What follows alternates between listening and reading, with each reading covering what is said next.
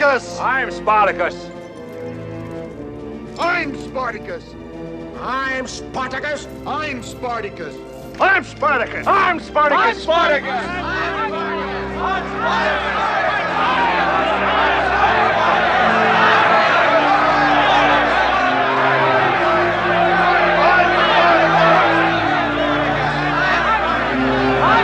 Hello, you were just watching a clip from a 1960 Spartacus film. That's probably the most famous moment in film history ever. And I'd just like to say to you that by the end of this video, we'll find out how accurate that film is. Anyway, but in the meantime, good morning everybody, and as of course you're watching this video in the evening, in that case good evening, and you are watching Time Travel TV, and today we're talking about Spartacus. Now, Spartacus was a Thracian. Spartacus literally meaning famous for his spear. We think he was a Thracian cavalry officer, but then when the Romans came, he became a Roman auxiliary. Probably a cavalry guy, because, well, you know, that's what Thracians do. They like their horses. Anyway, then he sort of fell out of favour. We don't know why, we don't know how, but he did. Maybe he was just, well, maybe he was just being himself, because we'll find out what he's like later on. But he fell out of favour, became a slave. Then a guy said, hey, this guy's pretty strong, let's make him a gladiator. So he became a gladiator. And he went to a gladiator school. He was one of those like conventional gladiators you see in the films, with the helm, the cowl helmet, the bare chest, the skirt, the trident, the spear, and the net. All that, that's what Claudius, well, not Claudius. I did a video on Claudius before, that's why I said it. That's what Spartacus was. But we do know that in 73 BC, he decided to escape with 78 of his friends, using cutlery from the kitchen, and he overpowered the guards, and he got out. They then came across some wagons with weapons in, and it was a full-scale revolt. They gained some supporters, other slaves, some freemen who just liked him came along too, and they took refuge on Mount Vesuvius. Coincidentally, this was not the time when it went bang and Pompeii.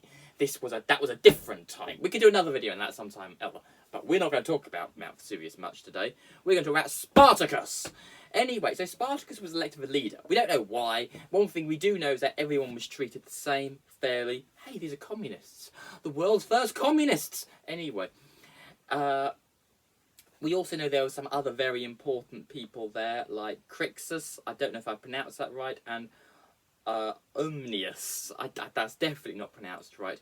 But please look them up, because I obviously can't pronounce them properly myself. They're very important. Some scholars say they were equal to Spartacus, others say they were like his subordinates. So then we've got the Battle of Mount Vesuvius, where the Senate said, oh God, not a little slave uprising, go and send a couple of thousand to go and get him. And they did.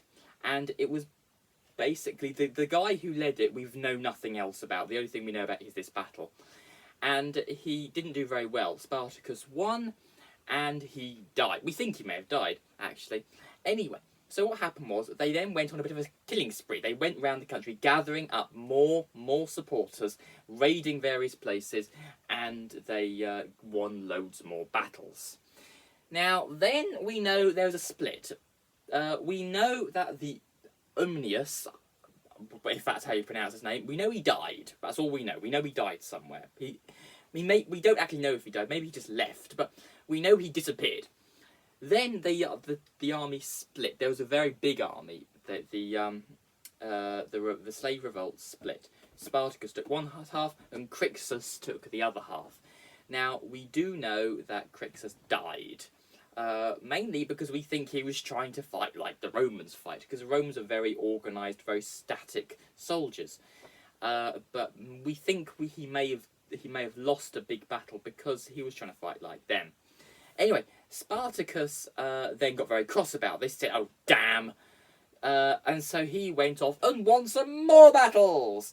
Anyway, it was thought that maybe one of the reasons why they split is because Crixus wanted to go and march on Rome, and Spartacus wanted to take his army and leave, because he wasn't overly, we don't know, but we think he wasn't overly keen on attacking the Romans. We think he just wanted to take the slaves to freedom elsewhere. Maybe they were trying to reach Gaul, maybe somewhere outside the empire, like Germanic tribes. Anyway, then we do know that Spartacus had a change of heart, and he moved back to Rome. Now, the Romans said, okay, guys, we need a plan. We need to get rid of this miscreant Spartacus. Let's get the world's richest guy, the richest Roman that's ever lived, one of the richest people who's ever lived, a man called Crassus, who is sounds a little bit like Crixus, who was the other guy we spoke about, but he's not. He's called Crassus. Marcus Crassus. I can't remember his middle name. Never mind. Anyway, so what happened was Spartacus retreats to a place who I can't remember the name of. It doesn't matter because you can look this up yourself if you're interested. And basically, what happens is he forces Crassus into a battle. This is fine by Crassus because Crassus really wants to have a fight right now. Because what happens is that Rome is sending some more reinforcements, and Crassus says, "Okay, guys, I really do not want anybody to help me right now because I want to get this guy on my own. I want to get all the credit. I'm not sharing this with anybody." So that's why he really wants to have a battle. And he has a battle, and they lose. Not the Romans, Spartacus loses. And this is the end of the slave revolt. Anyway, Spartacus' army was absolutely destroyed. I would really, really like to say that they captured them and somebody got up and said, "I am Spartacus. No, I am Spartacus. I am Spartacus. I am Spartacus." Anyway, that never happened. I'm so sorry, but Spartacus, we don't know what happened to him. He died sometime in the battle at an unknown place by an unknown person at an unknown time. But, in my opinion, Spartacus won the whole thing. Shall I tell you why? It's because how many people, before watching this video, knew who Crassus was?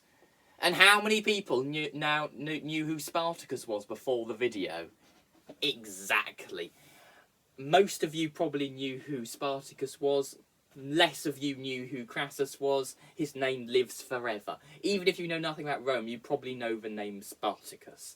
So that is why I think Spartacus won, because he lives forever, and Crassus, well, he lives forever, but only in the minds of, like, me and a couple of other historians and people who've watched the Spartacus film, which is a great film, but historically inaccurate as we now know. But Kirk Douglas and Laurence Olivier, you did a great job, because that's like the most famous moment in film history. So, cheerio guys, see you next time. If you enjoyed, please subscribe. Ta-ta.